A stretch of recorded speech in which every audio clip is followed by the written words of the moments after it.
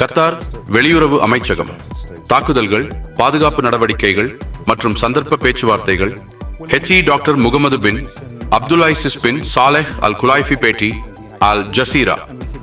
இங்கிலீஷுக்கு கொடுக்கப்பட்ட ஒரு பேட்டியில் கத்தார் வெளிநாட்டு அமைச்சக மாநில அமைச்சர் டாக்டர் முகமது பின் அப்துல்லாஹிஸ் பின் சாலெஹ் அல் குலாய்ஃபி சமீபத்திய தாக்குதல்கள், பாதுகாப்பு நடவடிக்கைகள் மற்றும் சந்தர்ப்ப அமைதி முயற்சிகள் குறித்த தகவல்களை பகிர்ந்துள்ளனர்.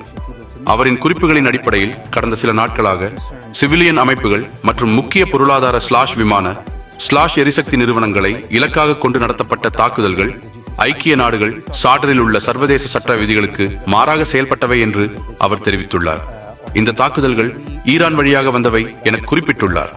கத்தார் பாதுகாப்பு மற்றும் பாதுகாப்பு படைகள் இந்த சூழலில் மிகச்சிறந்த பணி புரிந்துள்ளதை, ஒவ்வொரு மிசைல் மற்றும் ட்ரோனை வெற்றிகரமாக தடுக்கி சிவிலியன் மக்கள் மற்றும் முக்கிய கட்டமைப்புகளை காப்பாற்றியதாக பெருமிதம் தெரிவித்துள்ளார். அவர் கூறியது போல, இந்த பணியாளர் மக்கள் முன்னிலையில் உண்மையான துணிவு மற்றும் தொழில்முறை எடுத்துக்காட்டாக செயல்பட்டுள்ளனர்.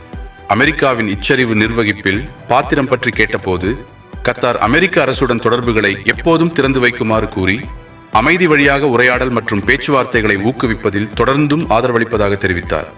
கத்தார் மற்றும் ஜிசிசி நாடுகளுக்கான தாக்குதல்கள் குறித்து உள்ள சர்வதேச மற்றும் மண்டல சம்பந்தப்பட்ட கவலைகளையும் தொடர்ந்தும் வெளிப்படுத்தும் நோக்கில் அவர்கள் செயல்படுவதாக குறிப்பிட்டார்.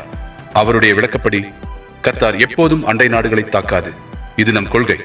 எங்கள் எல்லை பரப்பு மற்றும் மக்கள் பாதுகாப்புக்காகவே தன்னிச்சையான பாதுகாப்பு உரிமையை மட்டும் பயன்படுத்தி வருகின்றோம். மண்டலத்தில் பெரும் பிரச்சனை உருவாகும் அபாயத்தையும் குறித்த அவர், இச்சரிவில் எல்லா தரப்பினரும் மீண்டும் பேச்சுவார்த்தை மேசைக்கு திரும்ப வேண்டும் என்பதில் நம்பிக்கை தெரிவித்தார். இந்த பேட்டி கத்தார் நிலையான பாதுகாப்பு நடவடிக்கைகள் மற்றும் அமைதி முயற்சிகளில் எவ்வளவு முனைப்புடன் செயல்பட்டு வருகிறதோ அதற்கான ஒரு தெளிவான சாட்சியமாகும்.